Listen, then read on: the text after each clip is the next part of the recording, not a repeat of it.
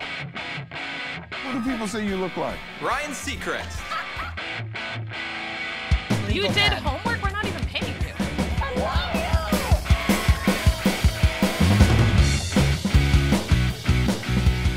Hey everyone, welcome back to another episode of Idol Hangover. I'm Shirley Halperin, music editor at The Hollywood Reporter, joined by Didi, Benami, Season 9 alumni, and my co-host. Yay! Today we have a very special episode. We have Chris Allen in the studio. Woo! Yay, Chris Allen! He's right outside, and we're going to talk to him a little bit later. But first, we want to talk about this week's Idol.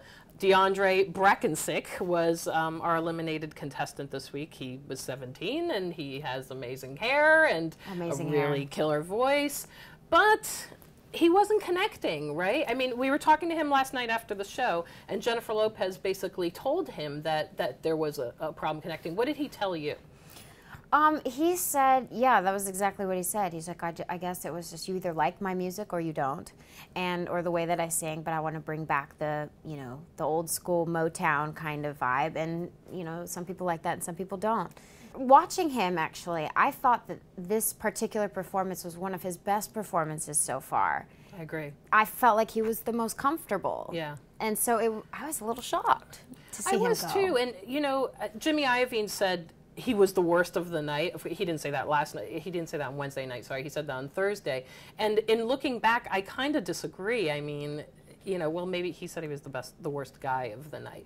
But what I thought was really interesting about what DeAndre said last night is that something like a Motown night really would have suited his voice if he had just made it long enough. Yeah. Like he said he would have sung a Smokey Robinson song like Oh Baby Baby, which, think about it, he really would have done a great job on that. He would have rocked it. He would have rocked it. Yeah. Well, let's watch a little bit of Didi's interview with DeAndre from last night. Here you go. Take a look. How are you feeling? I want to know, what were your top moments from the show? Maybe like top 3 moments. My top 3 moments was one of meeting Eric Benet. Meeting my idol was amazing. Singing Doesn't Matter Anymore with Jessica and Candace. And getting my golden ticket, getting my first golden ticket. That was, that was the start of this whole journey, and why wouldn't that be the best moment of my American Idol experience? Did you have any idea that you would be going home or have a feeling today or anything? I kind of had a feeling when I was in bottom 3, just because my style is just so, either you hate it or you love it, just really not popular nowadays. So it was a kind of a feeling, but I was just trying to keep it as cool as I could, I wasn't trying to make it a sad moment because it's always sad, I'm just trying to, even like the song is saying, so I picked it because I just wanted to end off on a happy note, on a feel-good vibe, I didn't want it to be a sad moment. I just wanted to enjoy my process. What did you think about what Jimmy Iovine said? How was that, hearing? Opinions come out, which is perfect. It's fine. I appreciate the truthness because you can't always just get you're good. You don't grow from that. And I took every piece of advice that I did want to take from him, and I tried to put it in the thing. So it was fine. I have much respect for Jimmy. Wow, so he was really getting emotional there. It looked like he was ready to cry. I feel like you were the crier on your season, and now you make all the eliminated contestants cry when you interview them. We connect, and I'm about to cry right now.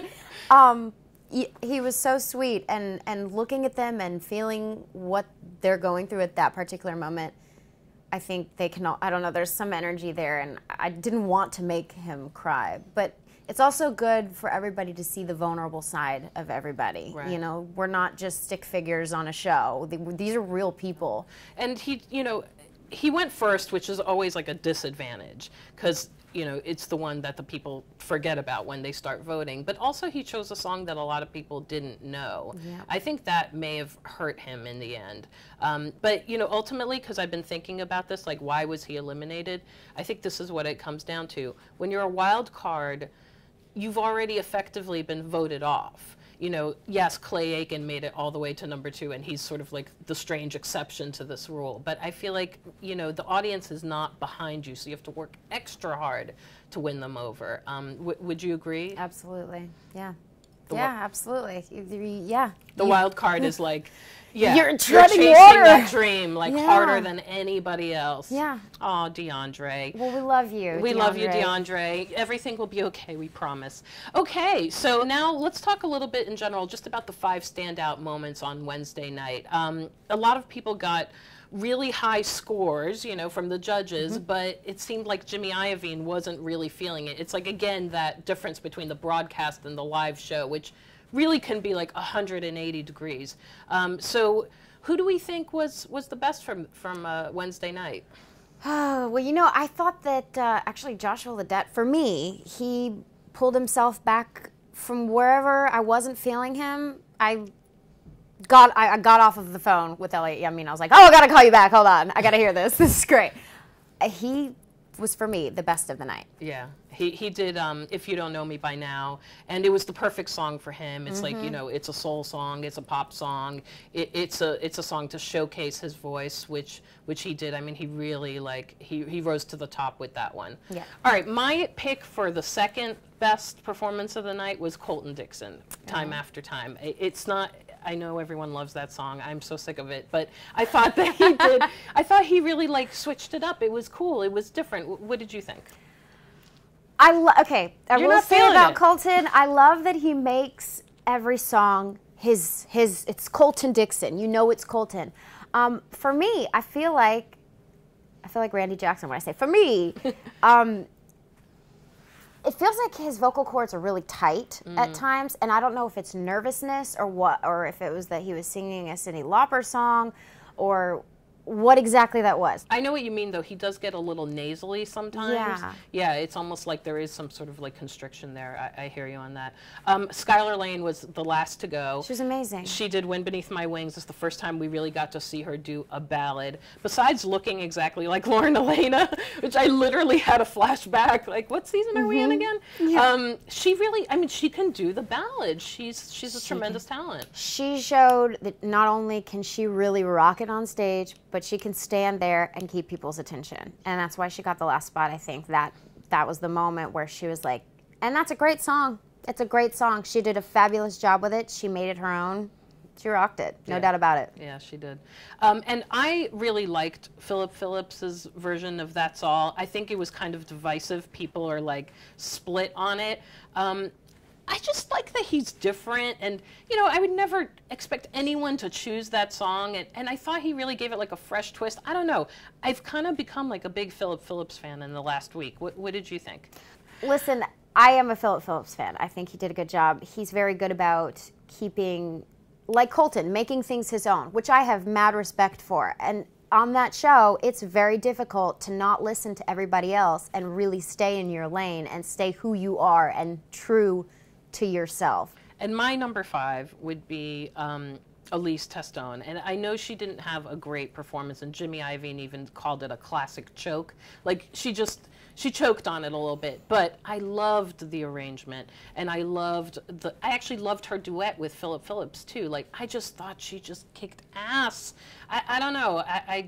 What did you think? Her voice is unbelievable. I wish she wouldn't riff so much because it's so good naturally. She doesn't need to do that. So I agreed with the judges in some points. I think they were a little bit too hard on her, but I loved her outfit. I'm sorry, she looked absolutely stunning. She did. Yeah, I have a lot of respect for her. I know we've made fun of her and called her Stephanie Germanotta, but I have a lot of respect for the way she's managed to climb and really fight and stay in this game, and I thought she was great. She's a fighter. Let's just quickly talk about the ones who didn't do so well. I thought Jessica Sanchez, like, this is a problem we've mentioned for her before. The song just seemed a little too big for her. And Holly kind of had the same problem where she never quite found that sweet spot. These up-tempo 80s songs are like, they're hard to sing, right? They're hard to sing. Why? I was watching Holly, and I was watching her thinking as opposed to performing. And if I had any advice for Holly, don't do that, because that's it. Don't overthink. Just like what Jennifer Lopez said, just do go it. with it, right? Just do it. And that's been the criticism she's always had, that she's too technical. And Yeah. that was like, there it is, she's too technical. Yeah. You can't think about it too much. You really got to feel it, because if you don't believe it, then I'm not going to believe it either. Right. I And the audience won't believe it, and they won't vote for you. Right. Yeah. Yeah. All right. Okay, That's cool. a huge point. Yeah. Believability. Yep. All right, well, believe us, we've got Chris Allen right outside our door. He's going to be coming up in part 2 of Idol Hangover. Keep it right here at THR. What do people say you look like? Ryan Seacrest. You did homework